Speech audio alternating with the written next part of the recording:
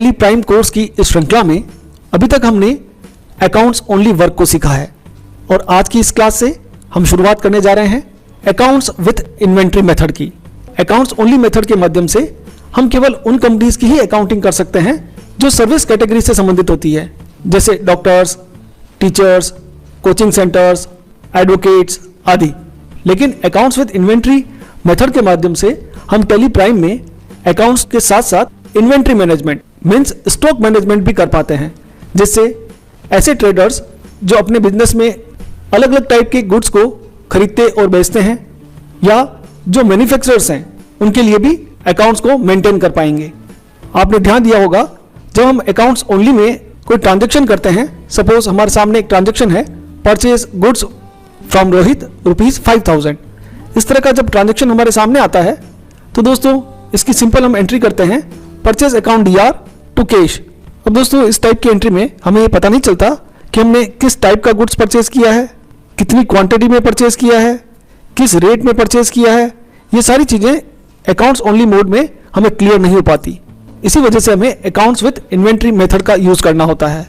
आगे बढ़ने से पहले हमेशा की तरह मेरा आपसे निवेदन है, यदि अभी तक आपने हमारे इस चैनल को सब्सक्राइब नहीं किया है तो प्लीज़ अभी कर लीजिए। आइए शुरुआत करते हैं। टैली में स्टॉक को मैनेज करने के लिए या इन्वेंट्री मैनेजमेंट के लिए हमें विशेष रूप से 3 चीज़ों का ध्यान रखना होता है। पहला स्टॉक ग्रुप, दूसरा स्टॉक आइटम और तीसरा यूनिट्स। स्टॉक ग्रुप जैसा कि इसका नाम है, टाइप ऑफ गुड्स। आप किस प्रकार का गुड्स परचेज करेंगे, किस तरह के गुड्स सेल आउट करेंगे, उसे हम कहेंगे स्टॉक ग्रुप। जैसा कि आप लेजर्स बनाते थे तो लेजर्स बनाते समय हमें बाय डिफ़ॉल्ट टैली में ग्रुप्स की लिस्ट दिखाई देती थी। उस ग्रुप की लिस्ट में से हम एप्रोप्रिएट ग्रुप सेलेक्ट करते थे और देन फिर हम लेजर क्रिएट करते थे। तो लेजर बनाने के लिए तो बाय डिफ़ॉल्ट हमें ग्रुप्स दिखाई देते हैं, लेकिन स्टॉक को मैनेज करते समय हमें डिफ़ॉल्ट ग्रुप्स दिखाई नहीं देते, हमें खुद स्टॉक ग्रुप क्रिएट करने होंगे। अब स्टॉक ग्रुप के बाद जैसे हम लेजर्स क्रिएट करते थे उस तरह से यहाँ पर हमें स्टॉक आइटम क्रिएट करने होंगे। नेम ऑफ द आइटम के नाम को हम यहाँ पर स्टॉक आइटम कहेंगे और इन स्टॉक आइटम्स को मेजर करने के लिए हमें यूनिट्स क्रिएट करनी होगी, जैसे kilogram, grams, centimetre, metres, numbers, pieces. इस तरह की यूनिट जब हम क्रिएट करेंगे तो उन्हें यूनिट ऑफ मेजर्स कहेंगे। एक एग्जांपल से हम इसे और अच्छी तरह से समझने का प्रयास करते हैं। मान लीजिए आपके कंप्यूटर हार्डवेयर का बिजनेस है और कंप्यूटर हार्डवेयर में आपको पता है अलग अलग प्रकार के अलग अलग कंपनीज के आइटम होते हैं जिन्हें हम परचेज करते हैं और सेल आउट करते हैं। तो इस टाइप के बिजनेस में मॉनिटर्स, माउस, पेन ड्राइव्स ये सारे स्टॉक ग्रुप कहलाएंगे। इन स्टॉक ग्रुप में हम अलग अलग आइटम्स क्रिएट करेंगे। हमारे पास कोई कस्टमर आएगा तो हम उसे बता सकते हैं कि मॉनिटर स्टॉक ग्रुप में हमारे पास LG कंपनी का मॉनिटर है, HP कंपनी का मॉनिटर है। तो ये क्या हो गए, स्टॉक आइटम। ये दोनों हमारे स्टॉक आइटम हैं जिनका ग्रुप क्या है, मॉनिटर। इस तरह से माउस है तो माउस को भी हम एक स्टॉक ग्रुप बना लेंगे और इसके अंदर भी अलग अलग कंपनीज के हम स्टॉक आइटम क्रिएट करेंगे। इस तरह से पेन ड्राइव, कीबोर्ड, आपके पास जितने भी आइटम हैं उन आइटम को सबसे पहले स्टॉक ग्रुप में क्रिएट कर लीजिएगा। उसके बाद कंपनीज के आधार पर आप उन्हें स्टॉक आइटम के माध्यम से क्रिएट करेंगे। अब इन आइटम्स को हमें खरीदना और बेचना है और उसके लिए हमें यूनिट की आवश्यकता होगी। तो यहाँ पर हम यूनिट यूज करेंगे नंबर्स या पीसेस। दोस्तों नंबर्स या पीसेस ही क्यों, क्योंकि हम जब मॉनिटर सेल आउट करेंगे तो उनकी क्वांटिटी हम नंबर्स में ही कैलकुलेट कर सकते हैं। 5 मॉनिटर, 4 मॉनिटर, 10 मॉनिटर, यहाँ पर हम किलोग्राम, ग्राम्स का यूज नहीं कर सकते। इसी तरह से मान लीजिए आप फर्नीचर का काम करते हैं, फर्नीचर का शोरूम है आपके पास, तो वहाँ पर भी आपके पास अलग अलग आइटम्स होंगे। उनमें से एक आइटम का मैं एग्जाम्पल आपको यहाँ पर दे रहा हूँ। टेबल नाम का कोई आइटम है तो इसका हम क्या बना देंगे, एक ग्रुप बना लेंगे टेबल, और इसके अंदर हम अलग अलग आइटम बना देंगे, डाइनिंग टेबल, ड्रेसिंग टेबल। इस तरह के ये हमारे आइटम्स हो जाएंगे और इनकी यूनिट ऑफ मेजर्स भी क्या होंगी, नंबर्स। हम डाइनिंग टेबल और ड्रेसिंग टेबल को नंबर्स में कैलकुलेट कर सकते हैं, मेजर कर सकते हैं। तो इस तरह से आप अपने इन्वेंट्री को टैली प्राइम में मैनेज कर पाएंगे। अब आइए चलते हैं टैली में और प्रैक्टिकली देखते हैं हमें किस तरह से अपने स्टॉक मैनेजमेंट की शुरुआत करनी है। दोस्तों इन्वेंट्री मैनेजमेंट के लिए हम सबसे पहले एक नई कंपनी क्रिएट करेंगे। कंपनी वैसे ही क्रिएट होगी जैसे हम पहले अकाउंट्स ओनली में क्रिएट कर रहे थे। कंपनी क्रिएट करते ही आपको कंपनी के फीचर्स दिखाई देंगे जिनमें अकाउंटिंग से संबंधित फीचर्स और इन्वेंट्री से संबंधित फीचर्स बाय डिफॉल्ट यस रहेंगे। और साथ ही साथ टैक्सेशन में आपको जीएसटी भी यस मिलेगा, जिसे आप अभी शुरुआत में नो रखिएगा और इन ऑप्शंस को सेव करते हुए अपनी नई कंपनी क्रिएट कर लीजिएगा। कंपनी क्रिएट करने के बाद मास्टर सेक्शन में जाते हुए आप सिंपल लेजर्स क्रिएट कीजिएगा। मैंने आपके लिए लेजर्स पहले से क्रिएट कर लिए हैं। यहाँ पर बेसिक लेजर हमें क्रिएट करने हैं, परचेज, सेल्स, कुछ लेजर्स डेटर्स और क्रेडिटर्स से संबंधित होंगे। तो यहाँ तक का काम तो हम पहले अकाउंट्स ओनली में भी कर चुके हैं। इसके बाद हमें क्रिएट करना है अपना स्टॉक ग्रुप, स्टॉक आइटम और यूनिट्स। तो उसके लिए भी हम मास्टर में क्रिएट में ही जाएंगे और यहाँ पर अकाउंटिंग मास्टर के साथ साथ आपको दिखाई देगा इन्वेंट्री मास्टर्स, जिसमें आपको stock group, stock category, stock item, units और गोडाउन दिखाई दे रहे हैं। तो सबसे पहले हम चलेंगे स्टॉक ग्रुप में और यहाँ पर एक स्टॉक ग्रुप क्रिएट करेंगे मॉनिटर।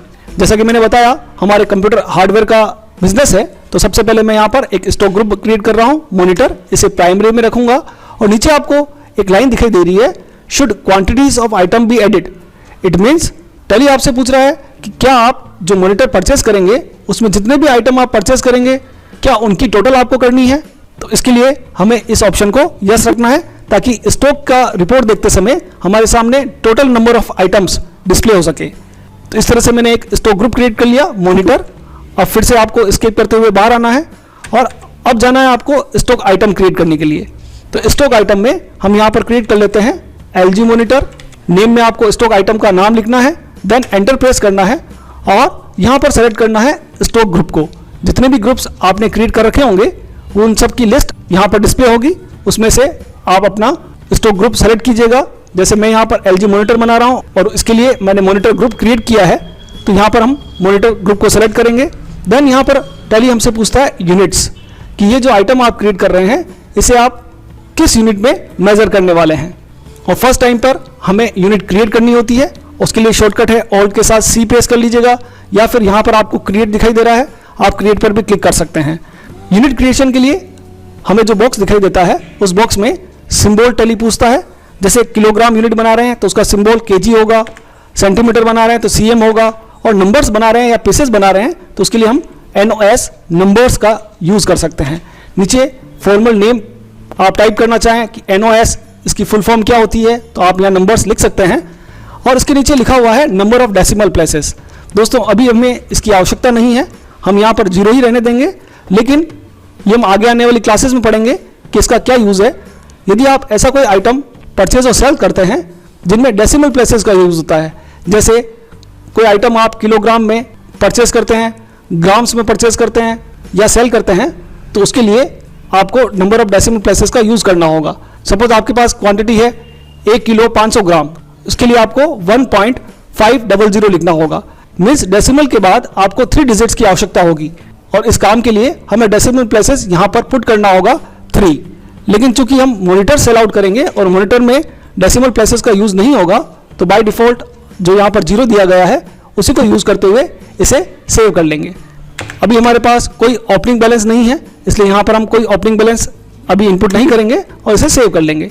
इस तरह से दूसरा हम एक आइटम और बना देते हैं एचपी मॉनिटर, और इसे भी मॉनिटर ग्रुप में क्रिएट करते हुए इसकी यूनिट नंबर्स लेंगे और इसे सेव कर देंगे। यूनिट हमें एक बार क्रिएट करनी होती है, दोबारा ऑटोमेटिकली वो डिस्प्ले होती है, उसी यूनिट को हम यूज़ कर सकते हैं।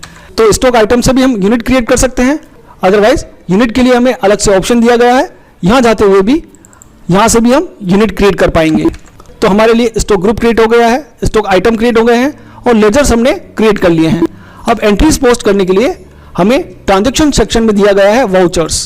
सबसे पहले हम गुड्स परचेज करने वाले हैं और उसके लिए हमें ओपन करना होगा परचेज वाउचर F9 के साथ।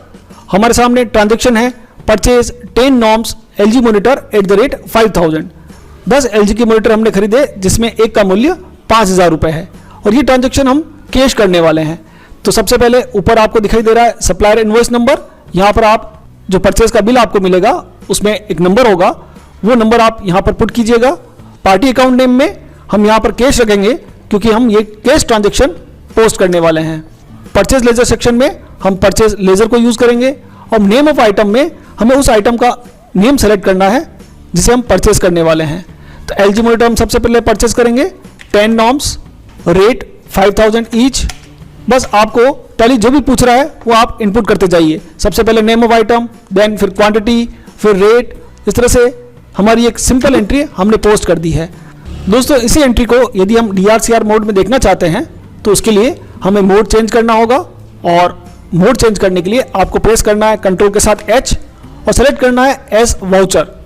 इस मोड में आपको एंट्री DRCR मोड में दिखाई देगी और एंट्री उसी तरह से हो रही है जैसे हम पहले करते थे, purchase account DR to cash.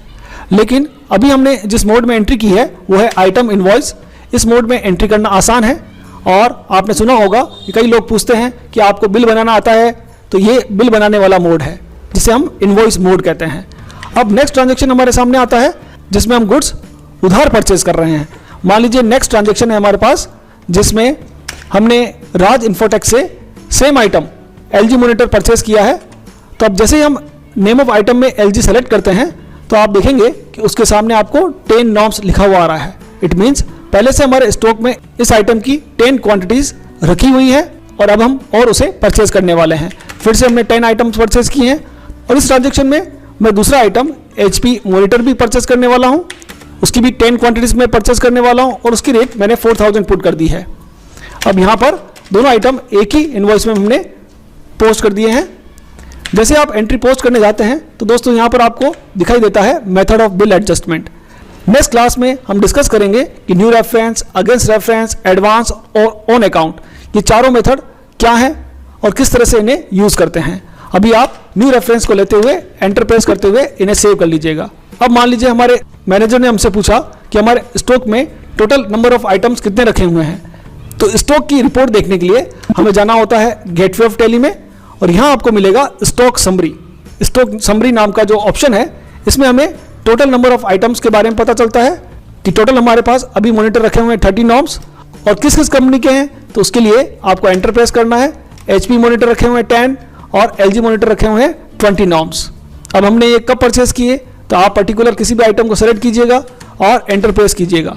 तो ये आ गया हमारे सामने स्टॉक रजिस्टर, जिसमें टैली आपको बता रहा है इनवर्ड्स आपके पास कितना आया है, आउटवर्ड आपके बिजनेस से कितना बाहर गया है, और क्लोजिंग बैलेंस कितना रखा हुआ है। फर्दर आप और एंटर करेंगे तो आपको एंट्रीज के बारे में पता चलेगा कि आपने कब कैश गुड्स परचेज किया या किस पार्टी से परचेज किया। सारी एंट्रीज आपको आगे ड्रिल डाउन करने पर पता चल जाएंगी। तो इस तरह से स्टॉक समरी से हम टोटल स्टॉक की पोजीशन को देख पाएंगे। अब ये तो एंट्रीज मैंने कर ली है परचेज की। यदि हमें गुड्स सेल आउट करना हो तो उसके लिए भी हम फिर से वाउचर्स में जाएंगे और F8 के माध्यम से सेल्स वाउचर को ओपन कर लेंगे। मान लीजिए कैश सेल्स है तो पार्टी के नेम में हमें कैश सेलेक्ट करना है, सेल्स लेजर सेल्स रहेगा, नेम ऑफ आइटम। अब हमारे पास 2 आइटम है और उसकी क्वांटिटी भी आपको दिखाई दे रही है। सबसे पहले हम LG मॉनिटर को सेल आउट करते हैं। LG मॉनिटर यहाँ पर मैं 10 आइटम्स उसके सेल आउट कर रहा हूँ। 5000 में हमने परचेस किया था तो मैं 6000 में से सेल आउट कर देता हूँ। अब फिर से आप स्टॉक समरी देखेंगे जो कि पहले 30 था, अब वहाँ पर स्टॉक समरी में आपको दिखाई देगा 20 नॉर्म्स, और जो LG मॉनिटर 20 थे अब वो यहाँ पर 10 दिखाई दे रहे हैं क्योंकि हमने 10 सेल आउट कर दिए हैं। इनवर्स टोटल 20 हुए थे, 10 सेल आउट कर दिए आउटवर्ड, और क्लोजिंग बैलेंस रखा हुआ है 10 नॉर्म्स। तो दोस्तों इस तरह से हमने सिंपल स्टॉक से संबंधित ट्रांजैक्शंस को यहाँ पर पोस्ट करके देखा है। अब आने वाली क्लासेस में हम इसके आगे की ट्रांजैक्शंस देखेंगे जिसमें purchase return, sales return, godowns और स्टॉक कैटेगरी को डिस्कस करेंगे। यदि आज का हमारा यह वीडियो आपको पसंद आया हो, उपयोगी लगा हो, ज्ञानवर्धक लगा हो तो आप इसे जरूर लाइक करें, शेयर करें और कमेंट करें। आज की क्लास में इतना ही, मिलते हैं अगली क्लास में। तब तक के लिए खुश रहिए, सीखते रहिए, सिखाते रहिए। वीडियो देखने के लिए आपका बहुत बहुत धन्यवाद।